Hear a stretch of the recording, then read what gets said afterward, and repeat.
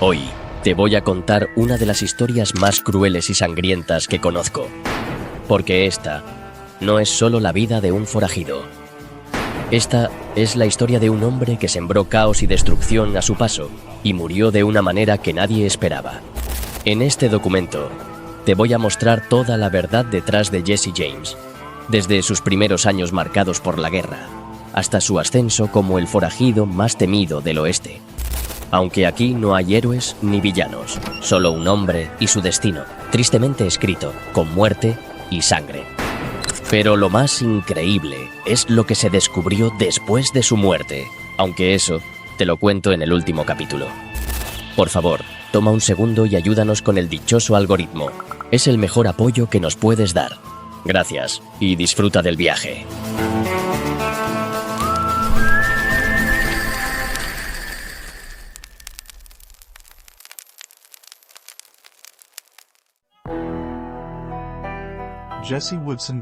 Jesse James nació el 5 de septiembre de 1847 en el condado de Clay, Missouri. Años antes, sus padres Robert y Zerelda James decidieron asentarse en la región. Vivían en una modesta casa de 3 habitaciones junto a sus hijos, Frank, el mayor, Jesse y Susan, la más pequeña. La familia James se dedicaba al cultivo del cáñamo y, como en muchas otras en regiones del sur, dependían de la esclavitud.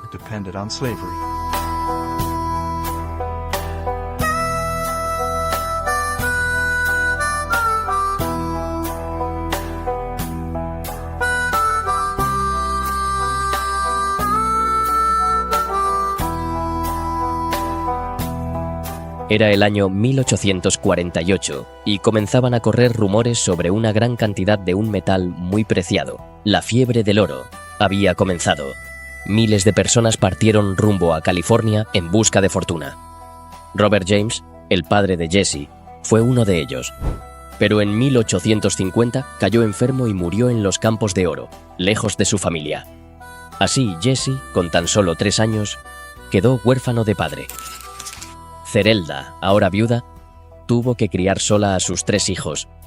Era una mujer de carácter fuerte y determinada a salir adelante. Sin embargo, las dificultades económicas la obligaron a abandonar la granja. Entonces Frank, Jesse y Susan quedaron al cuidado de otra familia. Para recuperar la estabilidad y reunir nuevamente a sus hijos, Zerelda tomó una decisión. El 12 de septiembre de 1855, se casó con el doctor Reuben Samuel. Finalmente, logró recuperar a sus hijos y la familia volvió a la granja. Los James parecían estar dejando atrás la tormenta. Pero lo que Jesse aún no sabía es que su infancia estaba a punto de tomar un giro inesperado. Pero eso, amigo, lo veremos un poco más adelante.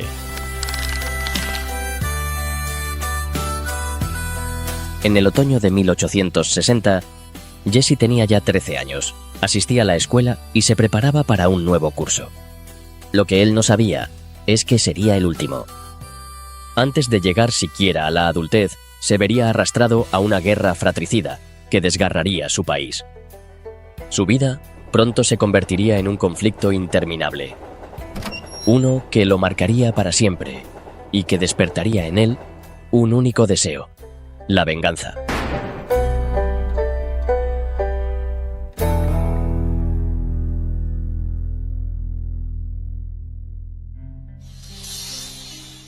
La Guerra Civil estadounidense estalló en 1861, justo después de la elección de Abraham Lincoln, un político republicano que tenía una misión clara: abolir la esclavitud.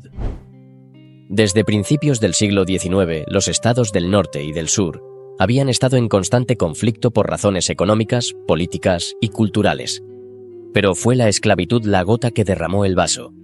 Los estados del sur, cuya economía dependía de los esclavos, no tardaron en reaccionar. Anunciaron que si Lincoln asumía el poder, declararían su independencia.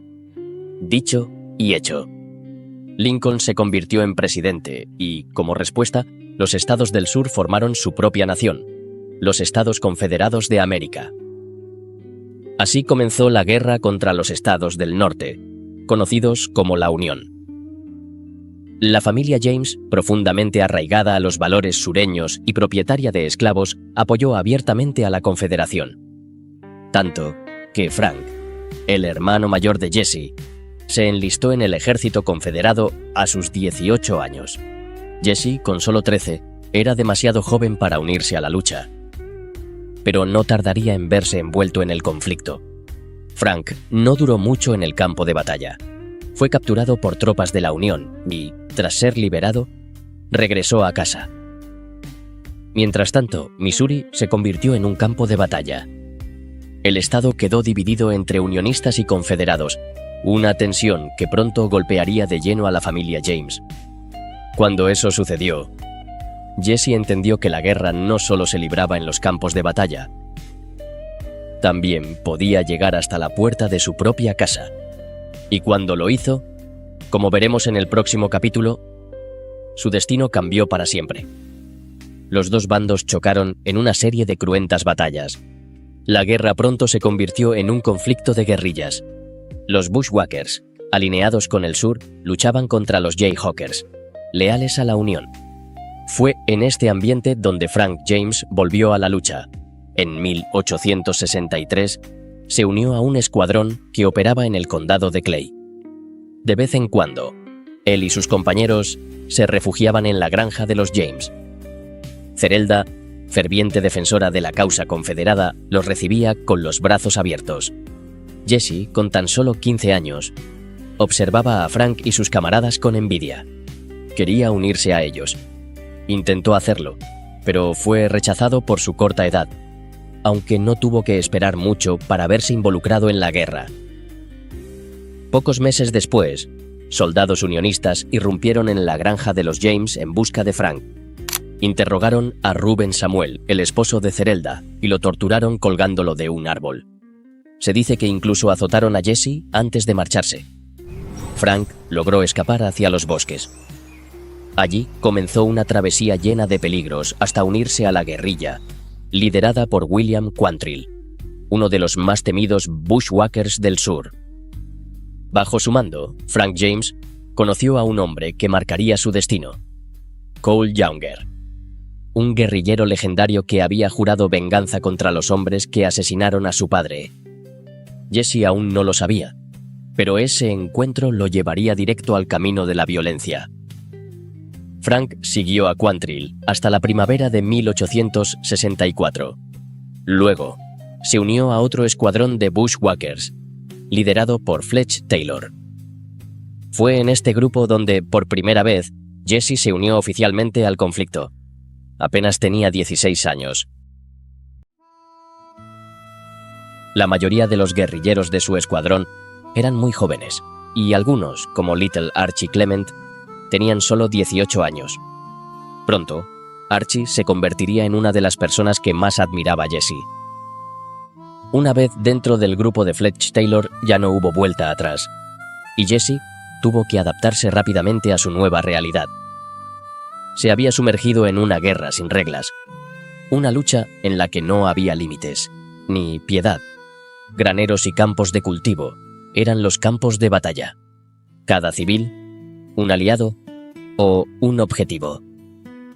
A partir de ese momento, Jesse solo tenía una misión: encontrar y eliminar a sus enemigos.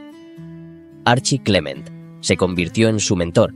Al principio, muchos se burlaban de Jesse por su falta de experiencia, pero todo cambió cuando participó en su primer asesinato, cuando demostró ser un luchador rápido, preciso y sin miedo.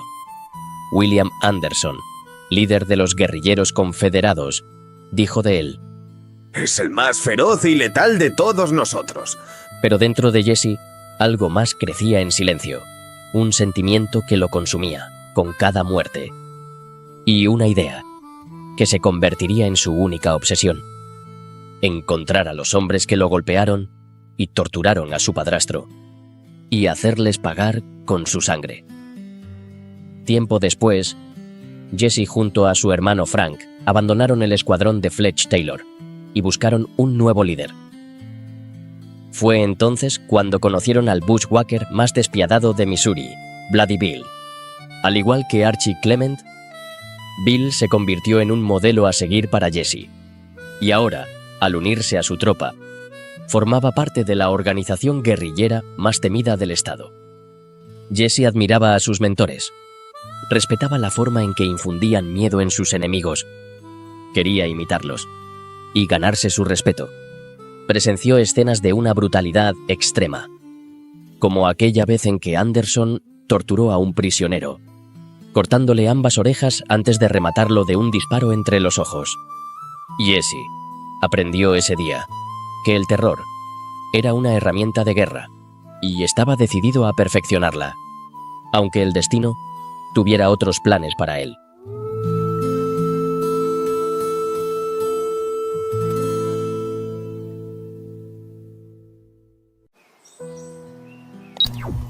En el verano de 1864, Jesse sufrió su primera herida grave. Cabalgaba junto a su hermano Frank cuando vio una silla de montar colgada en una cerca. La suya estaba en mal estado, así que decidió robarla. Cuando estiró la mano para tomarla, un disparo impactó seco en su pecho. Jesse cayó, gravemente herido con un dolor insoportable. Se dice que incluso llegó a decirle a un amigo que prefería ser capturado por los unionistas y acabar con su sufrimiento. Pero la bala no había alcanzado ningún órgano vital. Y, contra todo pronóstico, Jesse sobrevivió. Un mes después, ya estaba de vuelta en el campo de batalla, pero algo había cambiado en él. Aquel disparo no solo dejó una herida en su cuerpo, también una marca imborrable en su alma. Y muy pronto, el mundo entero sabría de lo que Jesse James era capaz.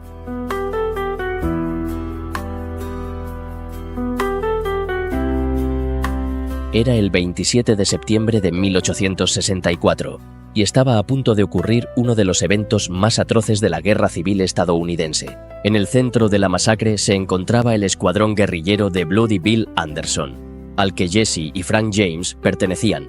El escenario: Centralia, Missouri, un pequeño pueblo construido alrededor de un importante depósito de carga de la Unión y un punto estratégico clave para los guerrilleros secesionistas.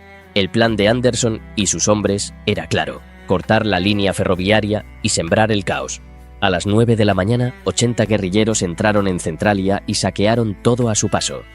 Después, bloquearon las vías del tren, y cuando la locomotora se acercó, la detuvieron y la invadieron. Había 125 pasajeros a bordo, entre civiles y soldados, entre ellos 24 milicianos de la Unión, la mayoría de permiso para volver a casa. Pero Bloody Bill tenía otros planes para ellos. Ordenó a los soldados de la Unión formar una fila, y entonces pronunció unas palabras que helaron la sangre de todos los presentes. A partir de este momento no pido clemencia y no la daré. Cada soldado federal que caiga en mis manos morirá como un perro. Si me capturan, espero la muerte, pero ustedes, señores, también la tendrán. Irán todos al infierno. El silencio fue absoluto. Solo quedaba una pregunta en el aire: ¿quién sería la primera víctima? Jesse estaba allí cuando los hombres de Anderson abrieron fuego. Uno a uno, los 24 soldados de la Unión fueron cayendo inertes. El tren fue saqueado y luego incendiado. Era una masacre sin precedentes. Pero la violencia, tarde o temprano, se cobra su precio. En octubre de 1864, Anderson pagó por sus crímenes. Fue emboscado y abatido a tiros. Con su líder muerto, el escuadrón de guerrilleros se dispersó. Los hermanos James tomaron caminos separados y Frank se unió a Quantrill en Kentucky. Jesse, en cambio, viajó a Texas bajo el mando de Archie Clement, el antiguo lugarteniente de Anderson. Pero su destino aún le tenía preparada otra prueba. Los escabrosos detalles se desvelan un poco más adelante.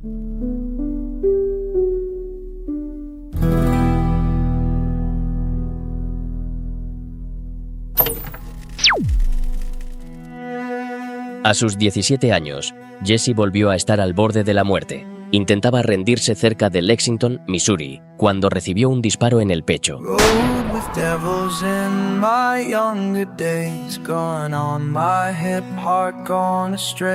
La bala calibre 36 se alojó en su pulmón derecho y nunca pudieron sacársela. James tardó varios meses en recuperarse, y fue durante esa larga convalecencia cuando ocurrió lo impensado. La guerra civil había terminado. Después de 4 años de guerra, el conflicto dejó a Estados Unidos más dividido que nunca. Más de 620.000 soldados murieron en ambos bandos, y la Unión salió victoriosa. These hands of mine, they cause such pain. Now work the soil through sun and rain. Los estados confederados, en cambio, tuvieron que aceptar una amarga derrota. El llamado Plan de Reconstrucción comenzó a desmantelar la base económica del sur, y la esclavitud, el motor de su economía, había llegado a su fin. Missouri, el hogar de la familia James, fue uno de los estados más afectados. Los enfrentamientos entre rebeldes y unionistas dejaron al Medio Oeste en ruinas. Se estima que 1 de cada 3 ciudadanos murió en combate, fue eliminado en su propia casa o huyó en busca de un lugar seguro. A finales de 1865, los hermanos James regresaron a casa, y Jesse, ya recuperado de su herida, volvió con su familia. La guerra había terminado, pero él no podía aceptar la derrota. Había visto a sus amigos y familiares caer tras un conflicto sangriento e implacable. También había perdido sus tierras y todo lo que conocía. El sur estaba de rodillas, pero Jesse no estaba dispuesto a rendirse. Para él, la guerra no había terminado. Solo estaba a punto de tomar un nuevo rumbo, uno mucho más peligroso.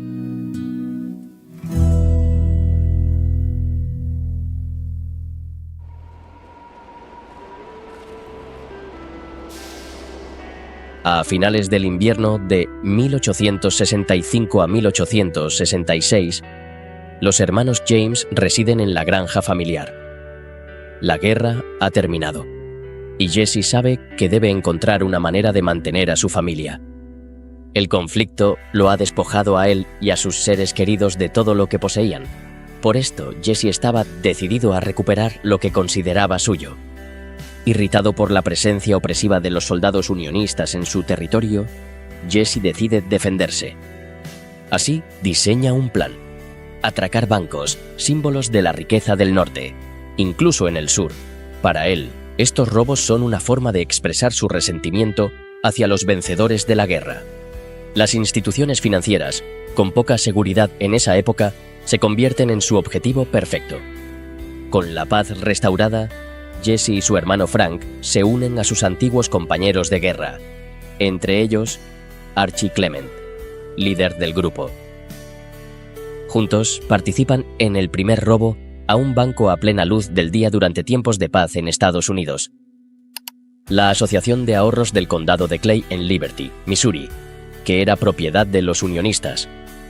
El 13 de febrero de 1866, la banda saqueó el banco escapando con un botín de $60.000, casi $1 millón en la actualidad, y eliminando a un transeúnte durante la huida.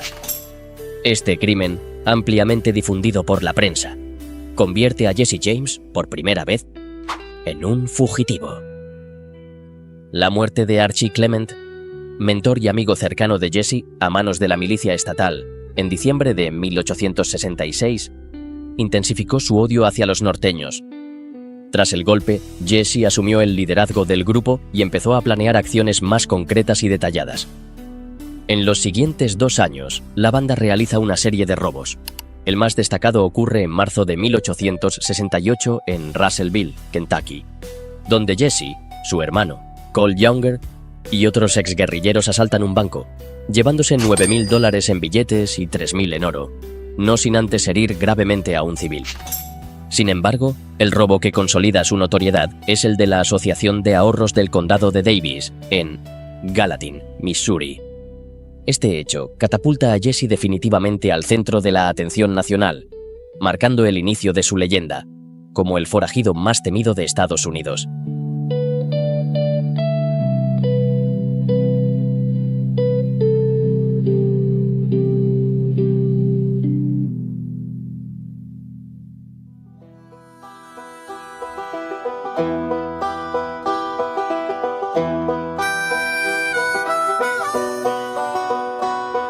...7 de diciembre de 1869.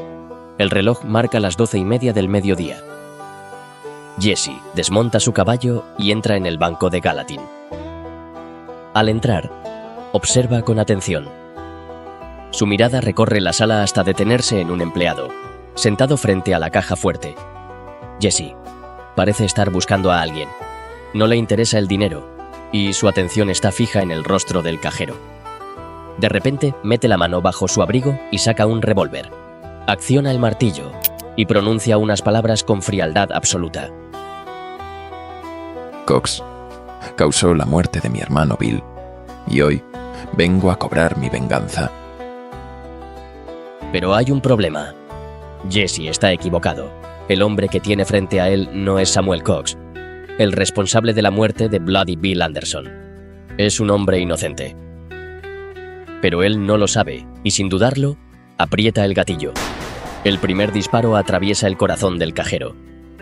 Antes de que pueda caer de su silla, Jesse le apunta entre los ojos y dispara de nuevo.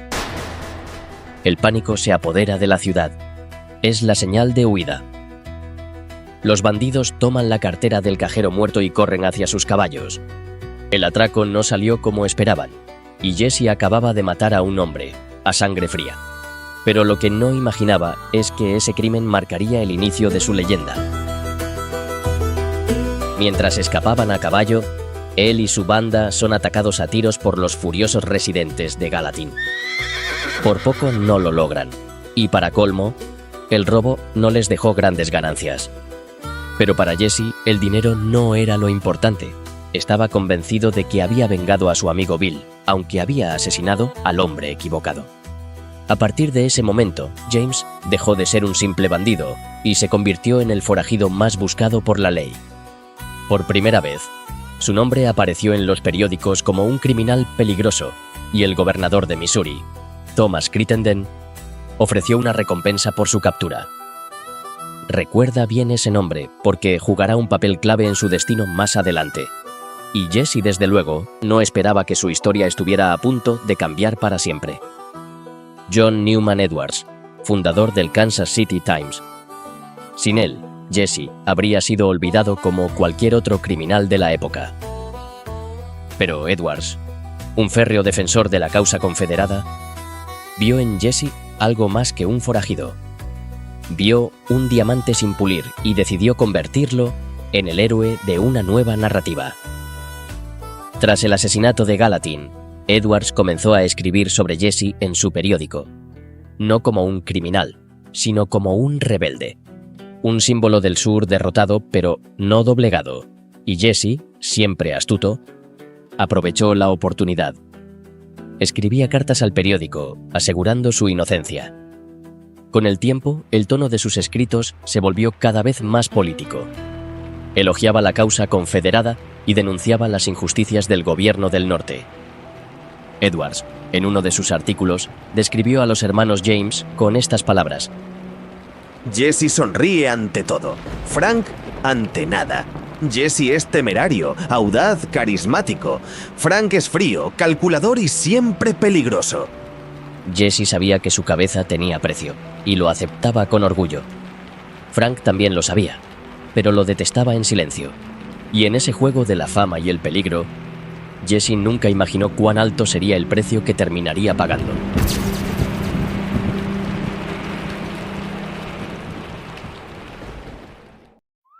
Tras el asalto en Gallatin, los James formaron una nueva alianza y se unieron a los hermanos Younger, Cole, John, Jim y Bob.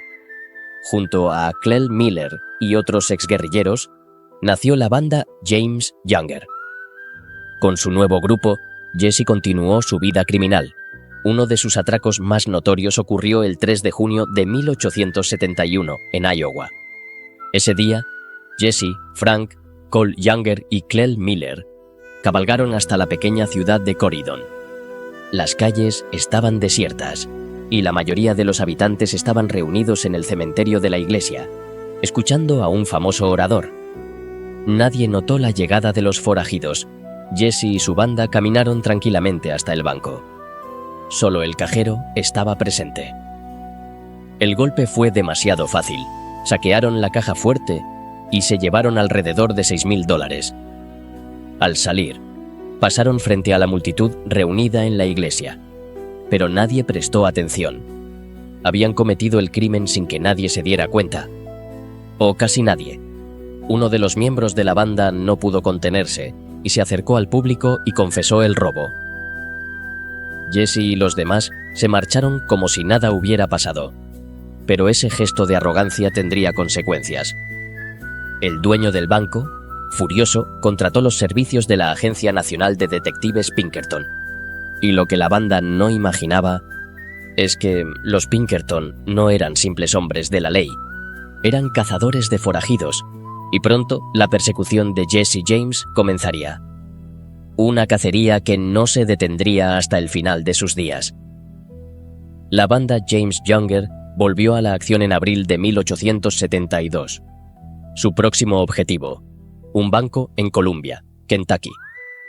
El golpe fue llevado a cabo por Jesse, Frank, Cole Younger, John Younger y Clell Miller. Pero esta vez, el botín fue decepcionante.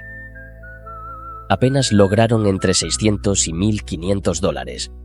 Peor aún, Jesse y Cole asesinaron al cajero del banco. Su único crimen, negarse a abrir la caja fuerte. Pero la banda no se detuvo.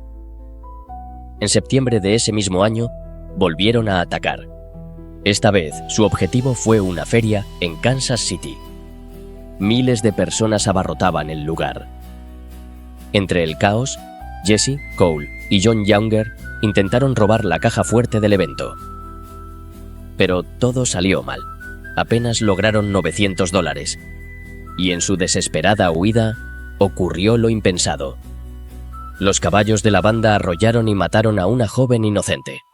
El tiempo pasaba y, a pesar de sus crímenes, las autoridades seguían sin poder atraparlos.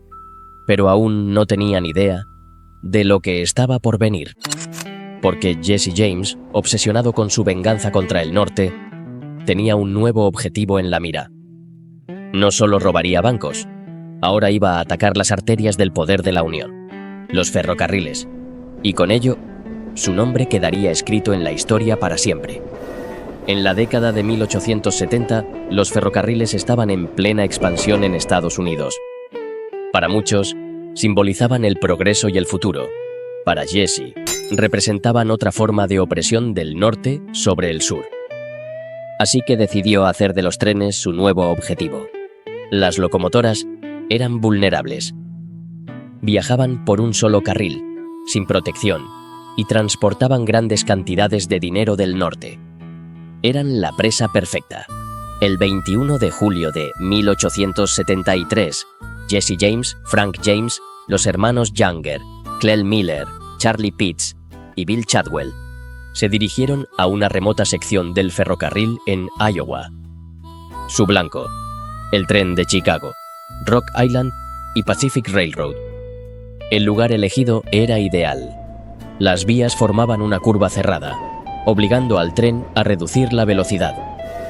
Jesse y su banda saboteaban las vías, usando un martillo y una barra de hierro. Luego, se ocultaron a pocos metros, esperando el momento exacto. A las 8:30 de la noche, el tren apareció en la distancia. La banda tiró de una cuerda, moviendo los rieles y desviando la locomotora. El maquinista intentó frenar, pero era demasiado tarde. El tren descarriló violentamente. Los bandidos abrieron fuego. Los vagones volcaron y el maquinista murió aplastado por la locomotora. El grupo quedó en shock ante la brutalidad del accidente, pero no había tiempo para dudar. El plan debía continuar. Los forajidos bajaron de sus escondites, disfrazados con máscaras aterradoras. Jesse, sin perder tiempo, saltó al vagón del tesoro. Se quitó la máscara y apuntó su revólver al guardia de seguridad. Si no abres la caja fuerte o me das la llave, te volaré los sesos. El silencio era absoluto. El guardia tenía solo unos segundos para decidir su destino. Y Jesse no era un hombre que solía esperar. El guardia no puso resistencia. Tembloroso, entregó la llave de la caja fuerte. Pero cuando Jesse abrió el compartimento, la decepción fue inmediata. El botín era mucho menor de lo esperado. apenas $2.300. Aún así, la banda no podía quedarse más tiempo. Rápidamente montaron sus caballos y huyeron hacia el sur. El atraco no duró más de 10 minutos, pero fue suficiente para causar un impacto nacional. La compañía ferroviaria ofreció una recompensa de $5.000 por la captura de los asaltantes. La noticia se propagó por todo el país. Cole Younger se dirigió a los pasajeros y dijo: No somos ladrones comunes, somos asaltantes audaces. Robamos a los ricos por los pobres y no queremos hacerles daño. Jesse y su banda comenzaron a forjar una imagen de forajidos justicieros. Querían ser vistos como una versión moderna de Robin Hood. Pero algo ensombreció su reputación. El uso de ciertos disfraces durante el asalto generó controversia.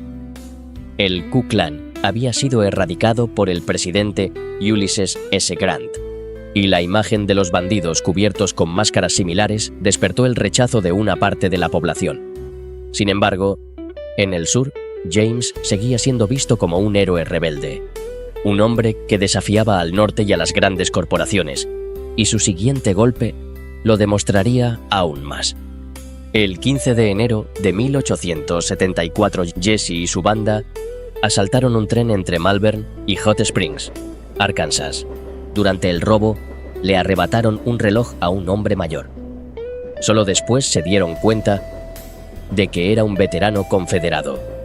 Sin pensarlo dos veces, se lo devolvieron, porque, según ellos, no robaban a los suyos, solo a los hombres del norte, los mismos que, según Jesse, lo habían obligado a convertirse en un forajido, y pronto les haría pagar otra vez.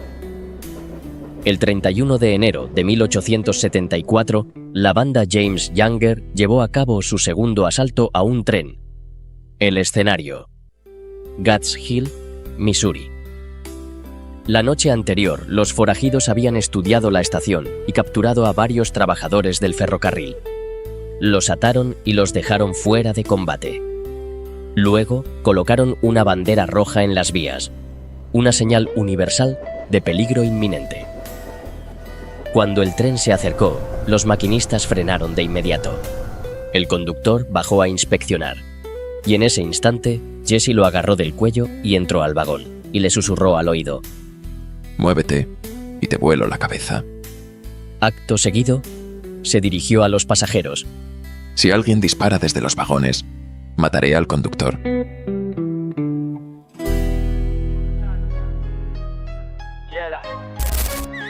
La tensión era insoportable. Todos sabían que Jesse James cumplía sus amenazas. Al igual que en su primer asalto ferroviario, la banda de Jesse James se cubrió el rostro con máscaras. El plan era casi idéntico al anterior. Dentro del vagón del tesoro, el guardia de la bóveda esperaba con el revólver en mano, listo para cualquier enfrentamiento. Pero cuando vio a los asaltantes aparecer en la puerta, se congeló de miedo. No era uno, eran dos. Uno de ellos le apuntó al pecho con su rifle y le espetó: dame tu pistola, desgraciado. El guardia, sin intención de morir como un héroe, cedió inmediatamente.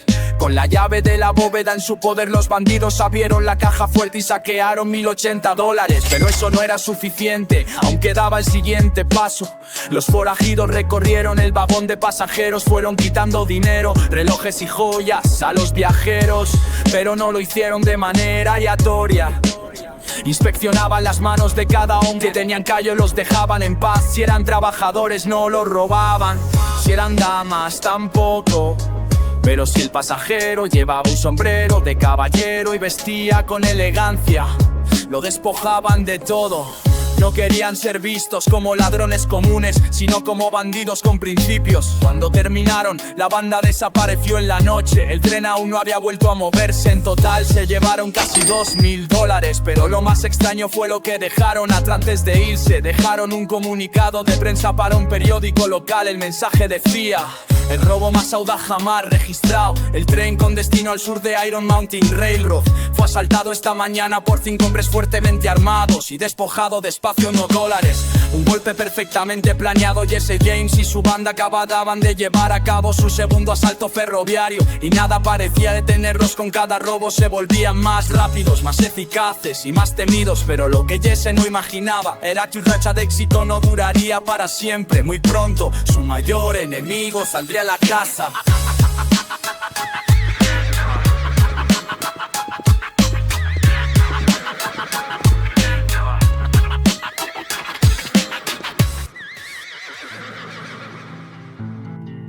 Disculpen, amigos. Me aparté un poco del camino. A veces la narrativa toma rumbos inesperados. Pero, ¿por dónde iba? Ah, sí. ¿Recuerdas a la agencia de detectives Pinkerton? Fueron los encargados de perseguir a Jesse tras el robo en el banco de Corydon, Iowa. Pero ahora, un nuevo cliente había solicitado sus servicios. La Adams Express Company, propietaria de la caja fuerte saqueada en Gats Hill, estaba decidida a atrapar a la banda, y para ello recurrieron al mejor cazador de forajidos del país, Alan Pinkerton. Él era el detective privado más famoso de Estados Unidos, y durante la Guerra Civil había trabajado para proteger a Abraham Lincoln y frustró un intento de asesinato contra él. Un férreo defensor del norte, Pinkerton fundó su agencia en 1850, con el objetivo de rastrear y capturar criminales profesionales. Uno de sus mayores éxitos había sido derrotar a la banda Reno en 1868, los primeros en cometer robos a trenes en tiempos de paz. Pero ahora tenía una nueva misión: atrapar a Jesse. Para ello, envió a uno de sus agentes más talentosos, Joseph Witcher. Su tarea era infiltrarse en el condado de Clay, acercarse a la granja de los James y reunir información sobre su paradero. Pero no sería una misión fácil. Desde el primer momento, todo se complicó. Las autoridades locales se negaron a ayudarle, ya que Jesse era un héroe en Missouri, y muchos estaban dispuestos a protegerlo. Así que Witcher no tuvo otra opción. Se disfrazó de granjero e intentó mezclarse con la gente del pueblo. Pero era un hombre del norte en tierras del sur. Los habitantes lo miraban con desconfianza y la banda de Jesse tenía amigos en todas partes. Para empeorar las cosas, muy pocos sabían cómo era Jesse realmente. Si no habías crecido con él o peleado a su lado, no tenías ni idea de su apariencia real. E incluso años más tarde, su propio hijo desconocía su verdadero nombre. Sin embargo, Witcher no se rindió. Después de mucho esfuerzo, finalmente consiguió lo que buscaba y descubrió la ubicación de la granja de los James. Pero lo que no sabía era que acababa de firmar su propia sentencia de muerte. Witcher tenía un plan para infiltrarse en la granja de los James. Se haría pasar por un trabajador en busca de empleo. Al llegar, Zerelda James, la madre de Jesse, lo recibió con cortesía. Y Witcher pidió trabajo en los campos intentando parecer un simple campesino, pero había un problema. Su piel demasiado clara y sus manos sin callos lo delataban, pues no era un granjero, sino un impostor. A pesar de las advertencias, Witcher se mantuvo confiado e incluso el antiguo sheriff del condado le dijo: «Esa mujer te matará si sus hijos no lo hacen primero». Lo que sucedió después sigue siendo un misterio, y lo único cierto es que Joseph Witcher jamás salió con vida de ese lugar. Días más tarde, su cuerpo fue hallado en un camino rural de condado de Jackson. 3 disparos y una única sospecha: Jesse y Frank James. Para Jesse, la persecución de los Pinkerton era inaceptable, pues nadie lo cazaba y salía impune. Pero, con el paso de los días, su ira se disipó. Decidió dar un paso inesperado casándose con su prima Zerelda Mims, con quien más tarde tendría 2 hijos, sin dejar de delinquir ni siquiera en su luna de miel. Se decía que Jesse y su banda asaltaron varias diligencias mientras disfrutaba de su reciente matrimonio, y mientras tanto Alan Pinkerton se enteró del asesinato de su agente, lo que supuso un golpe directo a su reputación. Uno de sus mejores hombres había sido ejecutado sin piedad, lo que para Pinkerton no era solo un caso más, sino algo personal, pues James tenía que caer. aunque mientras él planeaba su venganza, Jesse seguía libre. El 8 de diciembre de 1874, la banda asaltó otro tren, esta vez en Mooney, Kansas. El golpe fue espectacular, ya que se llevaron $30,000, el equivalente a $750,000 en la actualidad. Con apenas 27 años, Jesse se había convertido en el forajido más famoso del país, pues su nombre aparecía en todos los periódicos y su historia era glorificada por John Edwards, su fiel aliado en la prensa. Casado con la mujer que amaba, con un historial de crímenes impecable y habiendo humillado a la poderosa agencia Pinkerton, ¿quién podría detenerlo? Pero lo que Jesse no sabía era que sus enemigos ya estaban preparando su contraataque, y esta vez no fallarían, ya que Alan Pinkerton no estaba dispuesto a aceptar la derrota. El asesinato de su agente Witcher fue un golpe humillante. Esta vez no jugaría limpio. La ley ya no importaba. El 25 de enero de 1875, en plena noche, un grupo de detectives de Pinkerton rodeó la granja de los James. No iban a capturar a Jesse, sino a hacerlo desaparecer. Sin previo aviso, lanzaron una bomba contra la casa. La explosión arrasó la vivienda y el fuego devoró todo a su paso.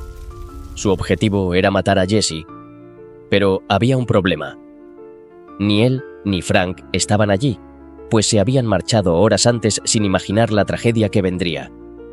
Los que se quedaron no tuvieron tanta suerte. Cerelda sufrió heridas gravísimas que obligaron a amputarle el brazo derecho, y su hermanastro Archie, de 8 años, murió poco después. Pinkerton no solo falló en su misión al matar a un niño, sino que para Jesse fue una declaración de guerra. El hecho de que los agentes involucrados nunca fueran castigados solo alimentó su rabia.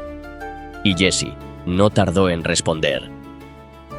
El 12 de abril de 1875, ejecutó a Daniel Askew, un vecino que colaboró con los Pinkerton en la redada, disparándole a bocajarro. El mensaje era claro. Nadie que lo traicionara viviría para contarlo. Derrotado y humillado, Pinkerton se rindió, abandonando la persecución del forajido y su banda. Esto representó su mayor fracaso, pues un simple delincuente había logrado lo impensable: burlarse de la agencia más temida de América y salir ileso. Pero Jesse no se conformaría, y con su nombre convertido en leyenda, estaba decidido a llevar su desafío aún más lejos. Aunque esta vez sería un error fatal, pues a pesar de que Pinkerton había abandonado la caza, el forajido no tenía intención de detenerse.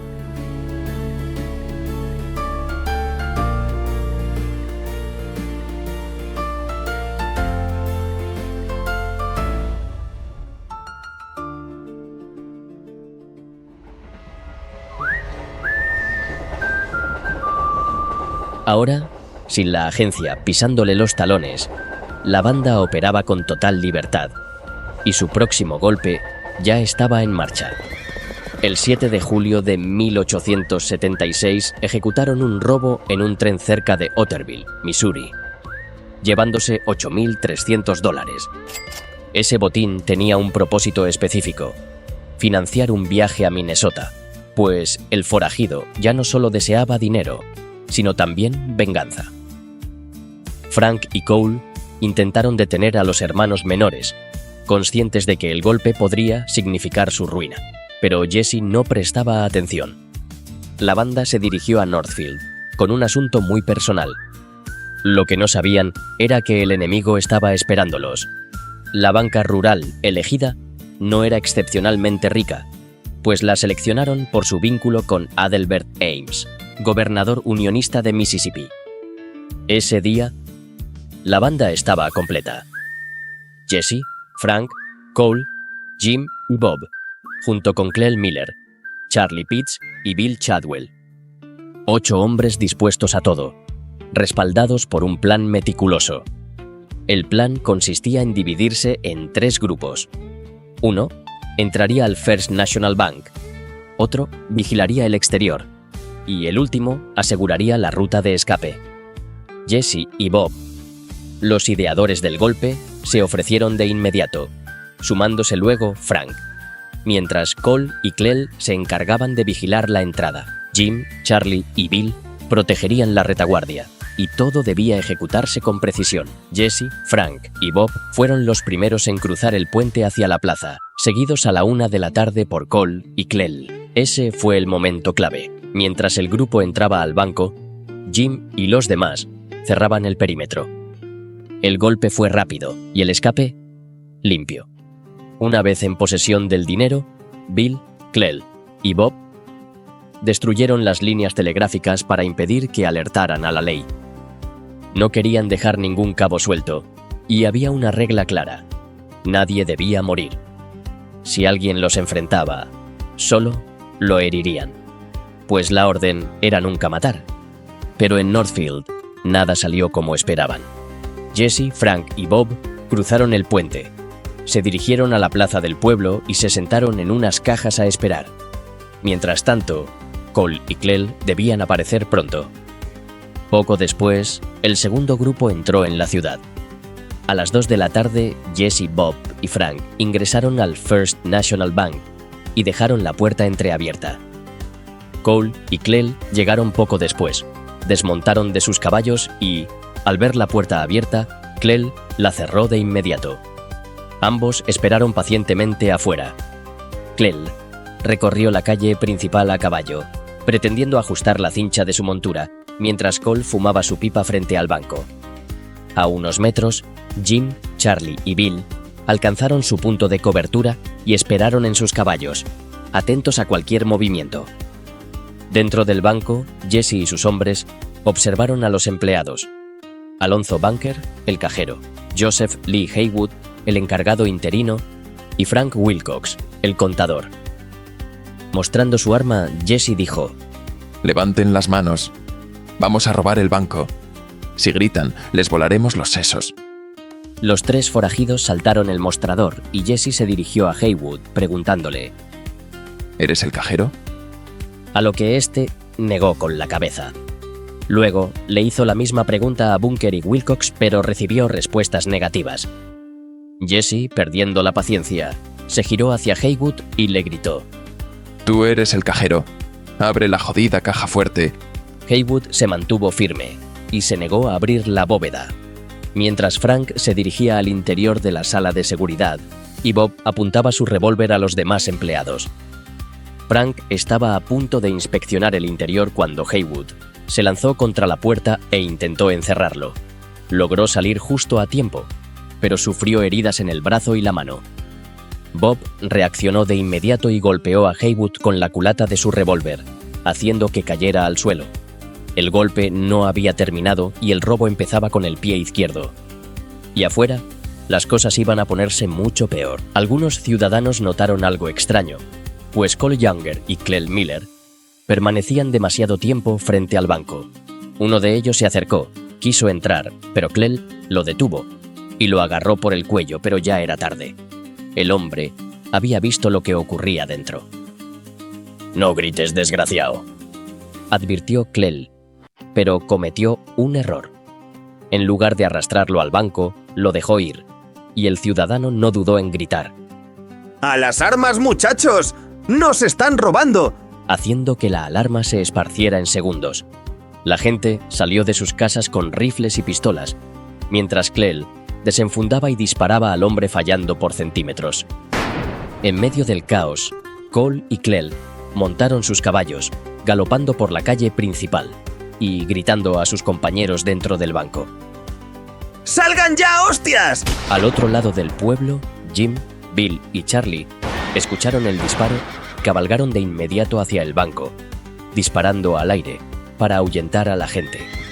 Pero era demasiado tarde, ya que los ciudadanos de Northfield estaban preparados, y los disparos estallaron desde todas direcciones, convirtiendo el asalto en una masacre. Dentro del banco, Jesse y sus hombres aún no abrían la caja fuerte, mientras Haywood yacía en el suelo tras ser golpeado con la culata del revólver por Bob.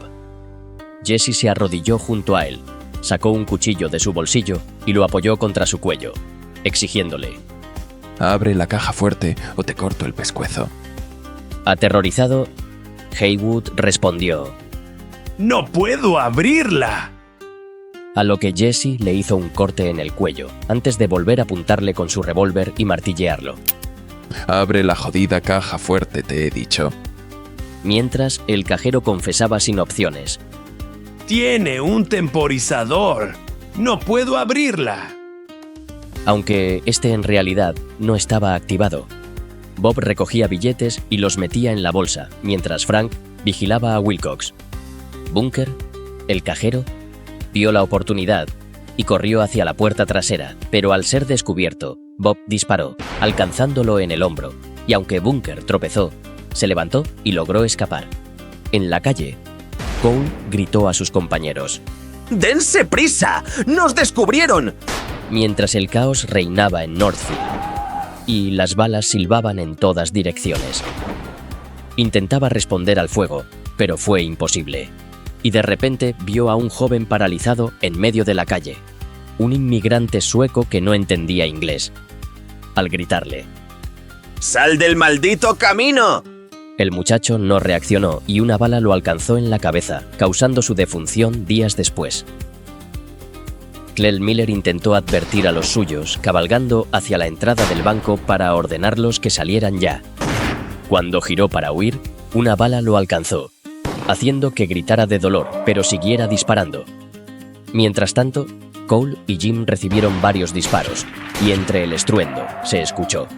¡Nos están matando! ¡Salgan ya! Dentro del banco, Jesse se mostró fuera de sí al apuntar a Haywood y disparar al suelo, casi haciéndole volar la cabeza. Bob perdió la paciencia. Tomó su bolsa con dinero y huyó, seguido de cerca por Jesse, mientras Frank fue el último en salir. Antes de cruzar la puerta, Frank vio a Haywood levantarse con una pistola pequeña. Le apuntó sin dudar y le disparó directo a la cabeza con una bala certera, acabando con su vida. En la calle, Jesse y Frank montaron sus caballos y salieron al galope entre el fuego cruzado, dejando a la banda prácticamente acabada y permitiendo que los sobrevivientes escaparan de Northfield. El asalto resultó un desastre, con Clell Miller y Bill Chadwell cayendo en el tiroteo y un botín que apenas alcanzó $26. Pero el calvario apenas comenzaba, ya que estaban a punto de convertirse en los hombres más buscados del país, y la gente de Northfield no estaba dispuesta a dejarlos escapar sin pagar por sus crímenes. La noticia se esparció rápidamente y en poco tiempo más de 1000 personas se unieron a la cacería, dando inicio a la mayor persecución en la historia de Estados Unidos. Los fugitivos galopaban sin descanso hacia el sur mientras la cacería se intensificaba y el futuro se volvía cada vez más incierto. El destino de la temible banda estaba sellado, como veremos en el último capítulo.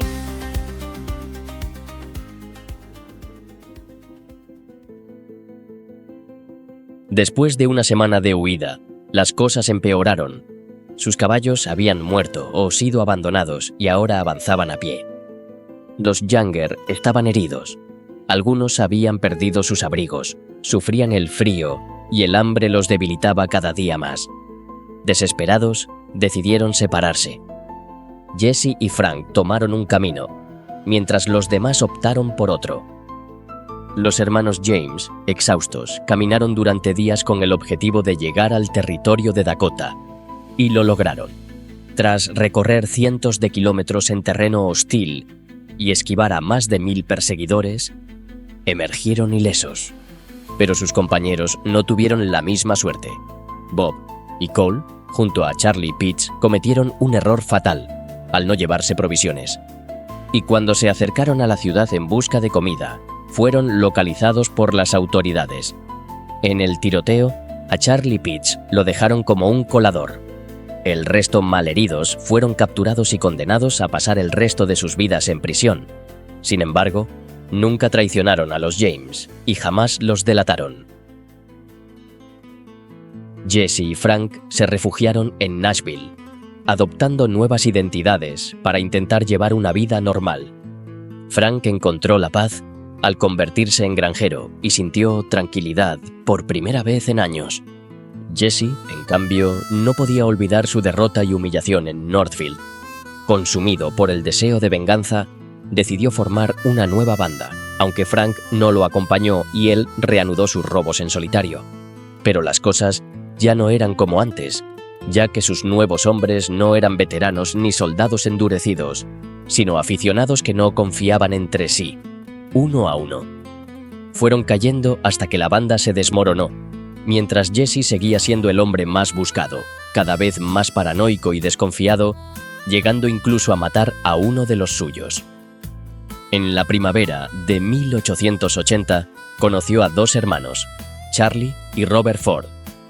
Charlie se unió a la banda de inmediato y Robert, su hermano menor, también quiso integrarse. Y Jesse aceptó sin saber la verdad. Robert tenía un trato con el gobernador de Missouri, Thomas Crittenden, el mismo que años antes había puesto precio a su cabeza, y ahora había decidido que Jesse debía morir a cambio de una gran recompensa. El traidor ya estaba dentro de la guarida del lobo, y solo tenía que encontrar el momento adecuado para atacar. Pero había un problema. Jesse era el pistolero más rápido del país y nunca bajaba la guardia, algo que Charlie Ford sabía bien al afirmar: A Jesse nadie podía tomarlo por sorpresa, siempre estaba atento. Sin embargo, los hermanos Ford no tenían otra opción, pues la recompensa era demasiado tentadora. Así que esperaron, aguardando el momento perfecto para consumar su traición. 3 de abril de 1882. Jesse se preparaba para un nuevo robo junto a los hermanos Ford, planeando asaltar un banco en Platte City, pero antes compartieron un desayuno en la casa de Jesse, en St. Joseph, Missouri. Después de comer, Jesse y Charlie fueron al establo a alimentar los caballos, y al regresar, sintió calor. Se quitó el abrigo y desabrochó su chaleco. Luego dijo en voz alta: Creo que me quitaré las pistolas para que nadie las vea si salgo al patio. Desabrochó su cinturón y dejó sus revólveres sobre el sofá, mientras su esposa y sus hijos se encontraban en la habitación de al lado. Jesse se dio cuenta que un retrato familiar de Nanny Mims, sobrina de su esposa Cerelda, estaba torcido, y se dirigió a ponerlo recto y alineado.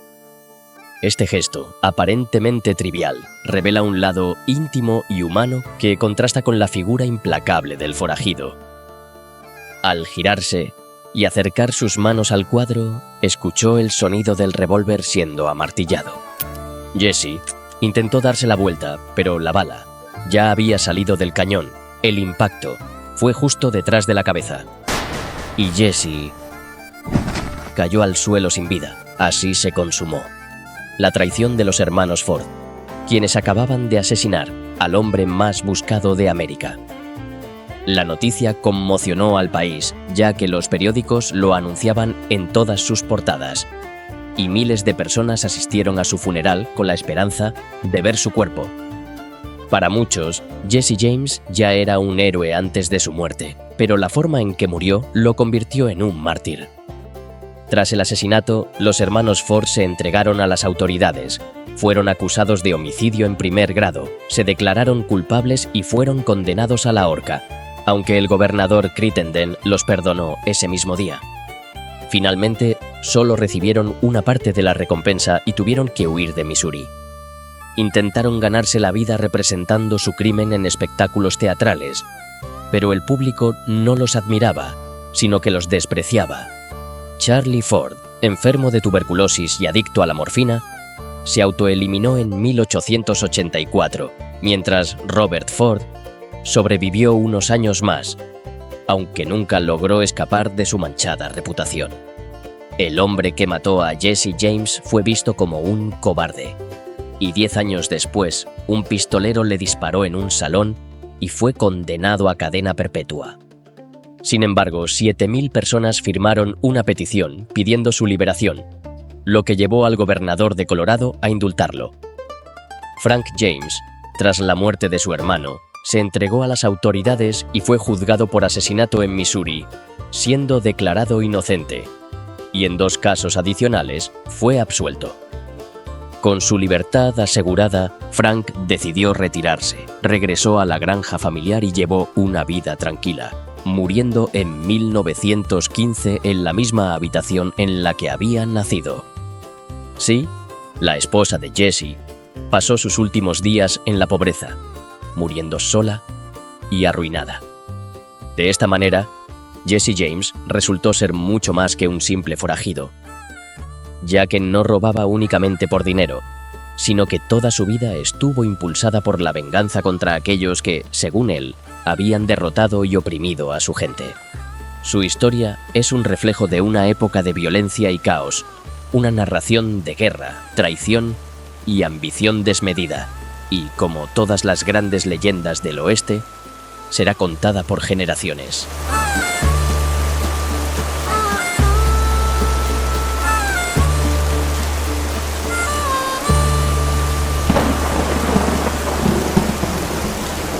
Gracias por quedarte hasta el final.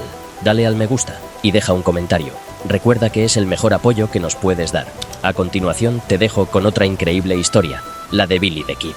Disfruta del viaje, amigo.